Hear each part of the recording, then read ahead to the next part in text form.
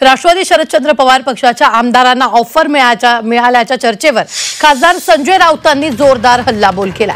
बाप लेकीला सोडून आमच्याकडे या ही अमानुष भाषा आहे अशी टीका राऊतांनी केली आहे। तसंच जर खासदारांना ऑफर आली आणि ते सोडून गेले तर ते रावणाचे आणि कंसाचे वंशज ठरतील असंही राऊत म्हणाले।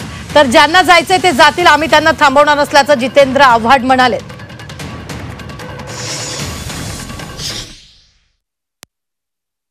या कठीण परिस्थितीत पवार साहेबांनी 8 खासदार निवडून आणले। त्या परिस्थितीत कष्ट करून ते जर सोडून जात असतील त्यातले काही लोक, तर मला असं वाटतं ते रावणाचे वंशज आहेत। जर कोणी सोडून जात असेल उद्धव ठाकरेंना किंवा शरद पवारांना, कारण फार मोठ्या कष्टाने निवडून आणलेले आहे, पक्ष गेला, चिन्ह गेलं, वणवण फिरले उद्धव ठाकरे साहेब आणि शरद पवार साहेब, आणि तरीही परत हे फोडतायत आणि तुम्ही फुटताय। हे कंस आणि रावणाचे वंशजच असतील, निर्गुण आणि अमानुष असतील, त्याशिवाय हे सोडू शकणार नाही। पण ज्यांना जायचं असेल त्यांनी जा असेही जयंत पाटील म्हणाले।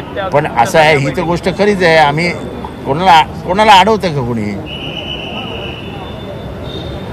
आता ह्यांना आम्ही अडवत होतो, हे थांबले का?